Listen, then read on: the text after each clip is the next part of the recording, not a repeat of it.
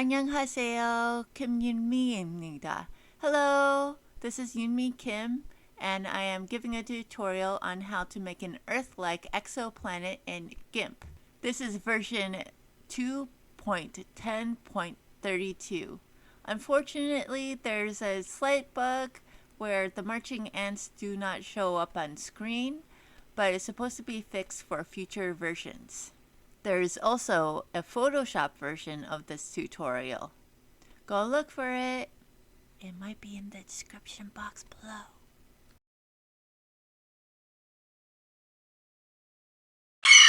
The first thing that you need to do is create a new document. So go to File, New, and put in the image size. Usually I put in the size of my screen, so you can choose whatever size that you like that is a reasonable aspect. This one says 1920 by 1080 x 1440. Hit OK. You can also check your advanced options. So the first thing that you want to do after you have created your document is to create a new layer. You can go down to the bottom of your layers panel and there should be something that says create a new layer. Content. I'm going to choose the color tag brown to make it more convenient so I can find it later. The mode is going to be normal. The fill will be white. Hit OK. On the continents layer, you want to go to Filter, Render, Noise, Perlin Noise. You'll get something like this. Then you go to Filter, Render, Noise, Difference Cloud. And you'll get something like that. Go again to Filter, Render, Noise, Difference Cloud.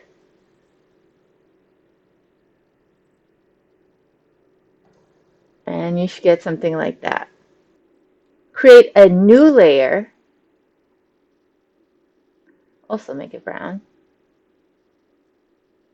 Continents 2. With these settings. Fill with white. That is correct. Go to Filters, Render, Noise, Perlin Noise. Hit OK. Filters, Render, Noise, Difference Clouds. And then Filter, Render, Noise, Difference Clouds again. Change this top layer, Continents 2, to the mode called Addition. Combine the layers by hitting Layer, Merge Down. Then go to Colors, Levels. Shift the black slider to the beginning of the mountain and then shift the white slider over as well to roughly the beginning of the mountain. Hit OK. Go to Colors, Brightness, Contrast. Hit the contrast all the way up to 127. Hit OK. You want the free select tool, which is F on your keyboard, and what you're going to do is select all of the continents that you want to select. And they roughly line up along the edges, so it looks like they could be a Pangea, so avoid cutting through the middle. But cut around the continents that are along the edge. or at least through them. Once you have selected all of the continents, what you want to do is hit Select, Invert. This will select the outside continents, and you go to the Paint Bucket tool, Bucket Fill, and then you want to make sure that Fill Hole selection is selected, and then fill the selection. Then go to Select, select None, and then if there's any places that you want to add details or connect the continents up, this is the time to do it. But when you do that, make sure that your hardness is at 100 and that your color is set to white if you want to paint over your continents. When you paint, make sure that you don't spill over the edge of the bottom in particular. And then if you're going to paint the water to get rid of things that don't look like you like them, make sure that you use black. Okay, say that you've gotten it to the place that you like it, but now you want some mountains. Once you have the mountains layer, go to Filters, Render, Noise, Solid Noise. Bump the detail up to 15. That's the max setting. Hit OK. Duplicate the layer by going down to the Layers panel and create Duplicate. Then go up to Filters, Render, Noise, Difference Clouds. Click on the Mountains layer and then hide your Mountains copy layer. Go up to Filters, Lighting Shadow, Lighting Effects. Go to Bump Map, Enable Bump Map. Click Mountains Copy, make sure it's selected, and make sure that your materials is set to 0 for glowing, 1 for brightness, 0 for shiny, and then 27 for polished. Hit OK. You should create a rock-like texture with kind of droplet looking things. Don't worry about that. What we're going to do is go to Filters, Blur, Gaussian Blur, and the setting should be 1.5. Hit OK. The next thing that you want to do is go to Filters, Render, Noise, Difference Clouds. This should create something that looks like this. Then switch the mode to Darken only. Oh yay! You have some mountains. This is kind of dark, so you want to create some water. Create a new layer. Name it Water. Make the label blue. Make sure it is filled with transparency. Hit OK. Go to Bucket Fill.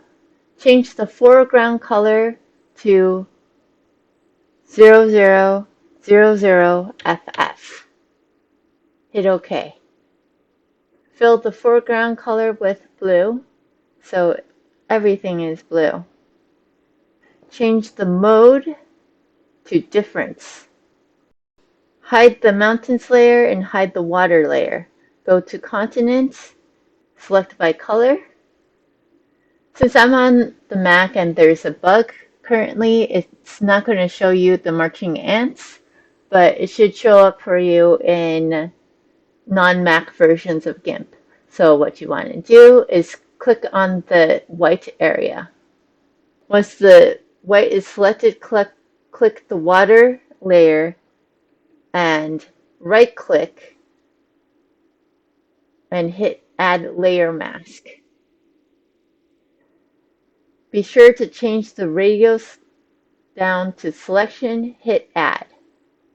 Make the water layer and the mountains layer visible.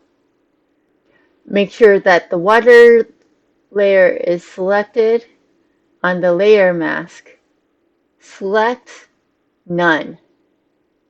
Then go up to Colors, Invert, and your water should show up.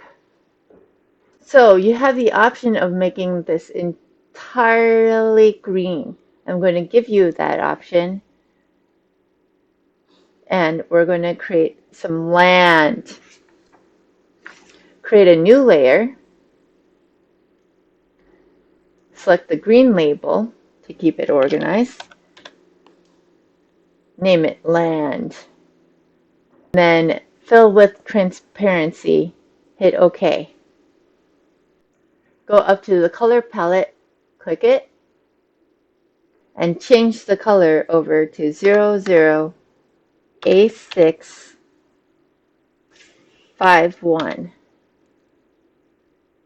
This should give you a green. Hit OK. Fill the layer by hitting the paint bucket tool. Make sure that it says Fill Host Selection. Then click the window.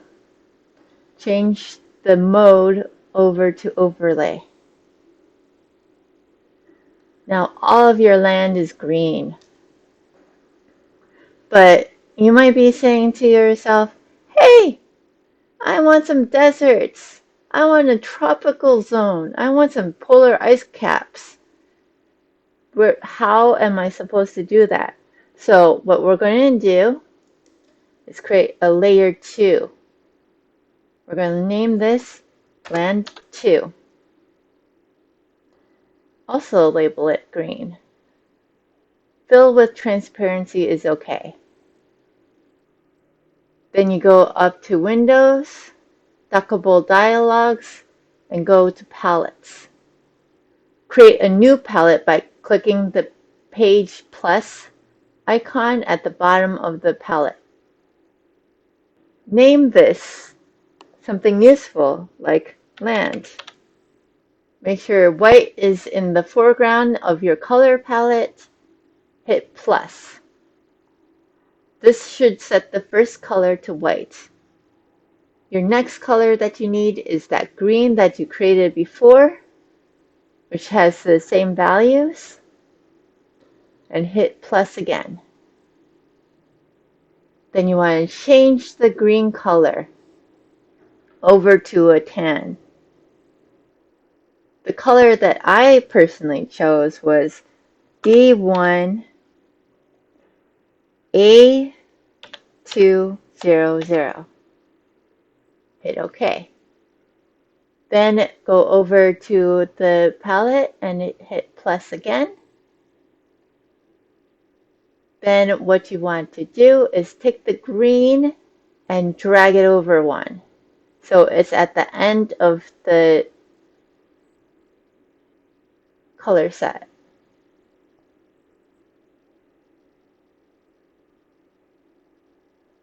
If it pops out, that is okay. And then take the tan that you created and do it the same way. Then take the green and also hop it over. Then take the white. Go back to your palette, find the one that says Land, right click on it, go to Palette to Gradient. Then go over to your tool palette and hit the gradient, which is underneath your bucket tool. And from north to south on your map, perpendicular, create the gradient. Hit the mode and change it to overlay. Be sure to turn off your previous land layer and it should show up. So you can see that you have Hadley and Ferrel zones, and you have through the middle a tropical zone. And this planet looks like it still probably needs a little bit more rainforest, but it might survive. Okay, you've gotten this far, and everything looks pretty good. but you want to highlight some of the rivers that you see on screen. No problem. Change the foreground color to blue, the same one that you had before, which was 0000FF. Hit OK. Click for a new layer. Change it to the color tag to blue. Name it Rivers. Fill with foreground color. Change the mode to screen. Hit OK. Blip, blip, blip. Your world is underwater.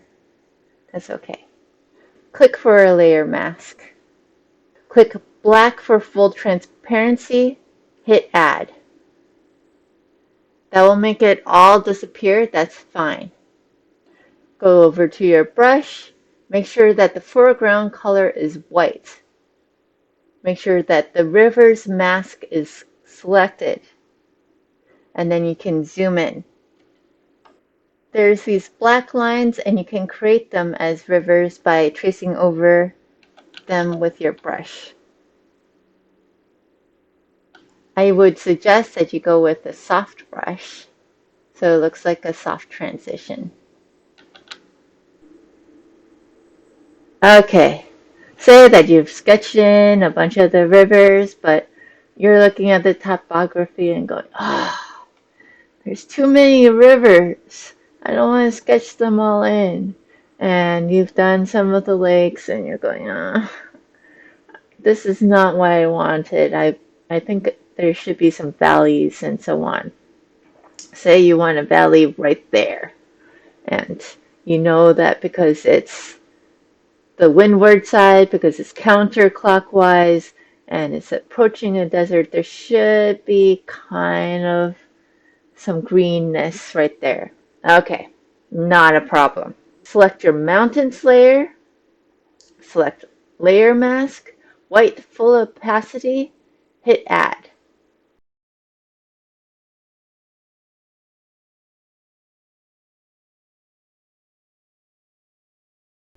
And then voila, look, as you paint over and make sure that you are on the layer mask, it should start to disappear. So you can take out some of the details. But if you paint over the water, it won't destroy it. And say you've made a big mistake and you can't undo anymore, you can always delete the layer mask and try it again. Or you can switch to white and bring it back. The mountains are coming back. You went too far. That's okay. So that gives you a little bit more flexibility on your map, but you're looking at this and saying, it's not really green, is it? So what you do is select the land layer, put it over the land 2 layer, put a layer mask on it, hit black, full transparency, hit add.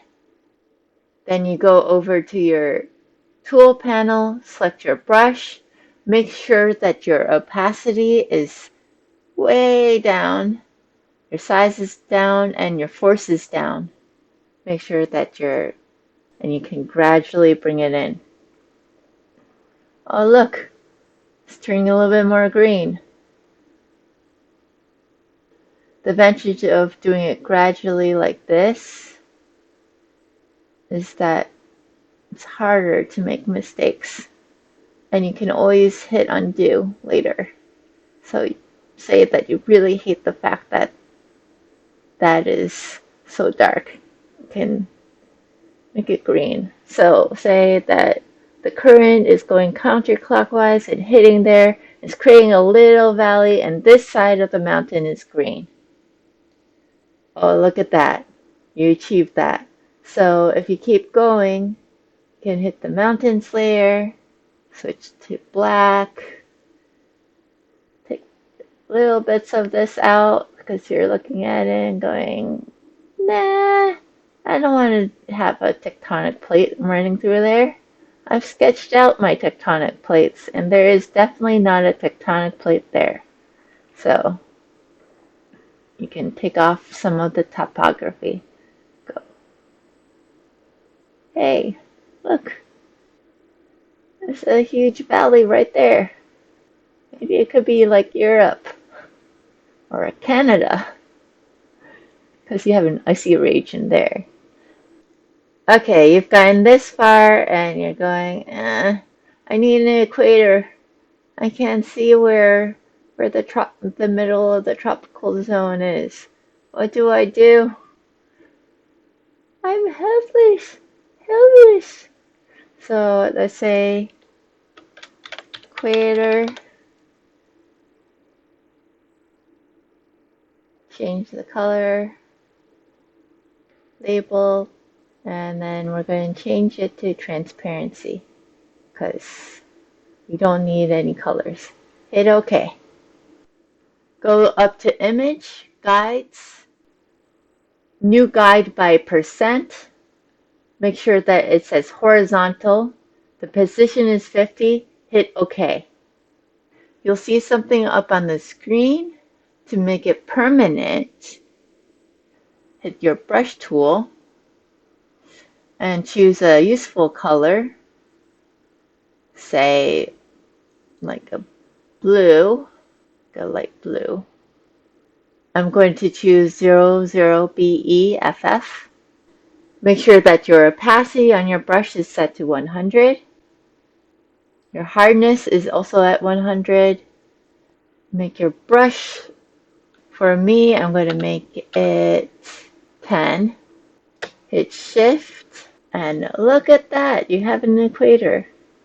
Go up to image, guides, remove all guides. And look at that, you have an equator. So, you're looking at this and going, it's pretty good. This is not what I would choose as a final product, but let's go with it. It was perfect. It's perfect. I hope this tutorial has helped you figure out how to make a map in Gimp. And you can refine it or import your own drawn map and make the foreground, the continents, white and the background black, and then apply the filters if you so choose and you dislike how the continents look in Gimp. If you liked the video, please hit like. Thank you. See you next time.